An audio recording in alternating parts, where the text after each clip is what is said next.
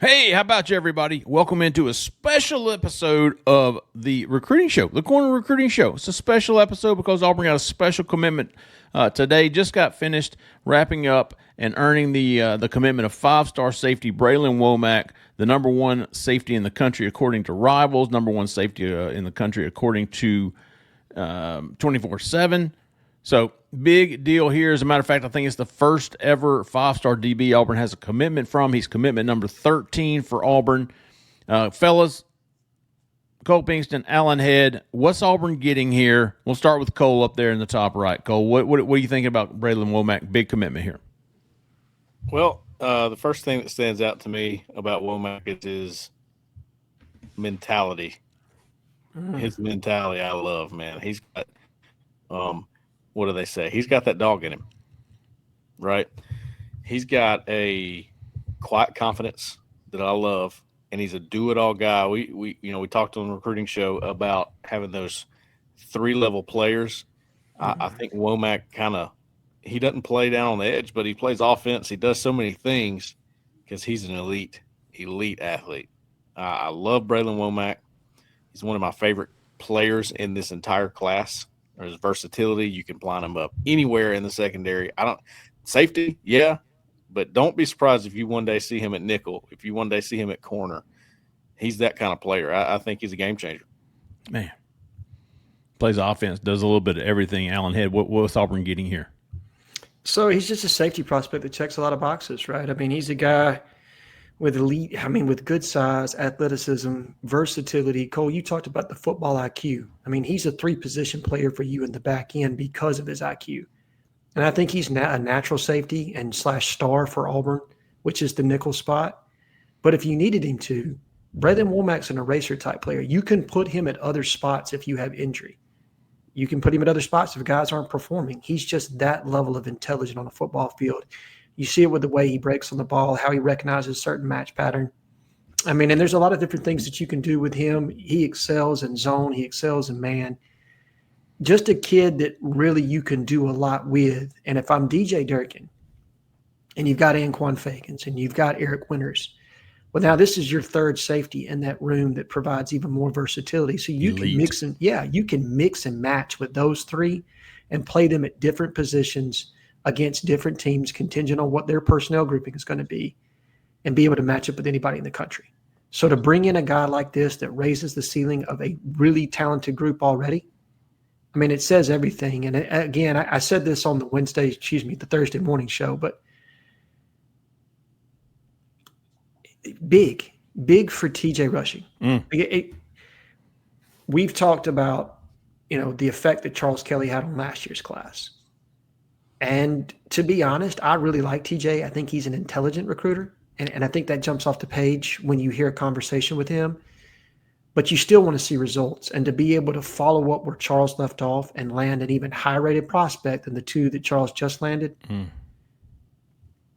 I mean, it's a major win for this program. It's a major win for TJ Rushing. And it's a major win for the staff that wants to be involved in Mississippi. This is another prospect. You just landed one last week in Jace Matthews. You land another one who's a top 10 prospect in this state, which is a relatively deep class for them in Mississippi this year. And maybe it gives you some encouragement that another Mississippi defensive tackle who's committed to Texas, maybe he does land at Auburn. Mr. Corey Wells. Taking a look back at Braylen's, you talk about TJ Rushing, man. He got here late. And if you'll remember, Auburn was a little late kind of getting in the Womack race. Yeah. And they had some catching up to do and did so quickly. And because I don't think they were showing him as much love as some of the other schools where, it came down to Ohio State. A&M was somehow in it. I don't know if they ever really were much of a contender, but they were one of the finalists, and I think it was more Florida, Ohio State. I know a lot of the national guys thought Ohio State was a team to beat for a long time, and maybe they were, but we certainly felt like Auburn was right there, if not at the top. He's been to Auburn. I think he's been to Auburn more times than I have. Every time they were, I mean, honestly, it was, he left. He would come up for softball games. His sister's, playing softball at Auburn and go, hang out with the coaches or not even go over there. he was just so familiar with the campus, so familiar with the coaches, the relationships there with TJ Rushing, with DJ Durkin, with Hugh Freeze. I thought it was all. I mean, you hear him talk about that when he talks about coaches, and so I think Auburn just had everything. To me, this would have been a huge disappointment if he had gone somewhere else. I do. Because there were so many things, there were so many boxes that Auburn checked with him. The familiarity to the campus, he's been there. His sister was here. Relationships, and NIL was not going to be a problem with him. And I think we talked about it on the recruiting show earlier that this is going to be probably a very small DB class for Auburn. So you could actually go out and maybe spend a little bit more on one of the top guys on your board. So I thought it was a huge get for Auburn. Had to do it, and it capped what you mentioned earlier, Alan. Was you start with Goon, you start with who else? Jacquez Wilkes. You had Wilson Zier. You had Jace Matthews, and now you've got Bralan Womack. All after such a slow, such a slow June for Auburn, and in July to a certain point. But so to cap the summer by adding Jace Matthews, or just the last four, really, if you go back to Jacquez, Wilson Zier, Jace Matthews, Braylen Womack, that's four studs to end the summer and get you some momentum going into the season. Vital, right? Like you had to have it if you were Auburn. And yes, we've talked about this before. Money has always been there for a lot of these guys that are on this list. I mean, I think these guys are a top 20 player on Auburn's board, period.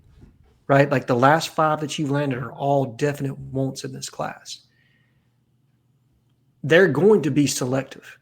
And I think we touched on that on the morning recruiting show as well. Auburn is not going to reach on a prospect in this class. They're just not. Now, have they taken some project guys that they think they're going to get some ROI on? Yes. Because I think part of that is you moneyball on some guys that you think you can create value with, right? Like they may not necessarily be where you want them to right now, but you're taking a toolsy prospect that you feel like you're getting absolute bang for your buck on. And in 2-3 years down the line, they're going to be able to produce. And to Cole's credit, he's talked about this.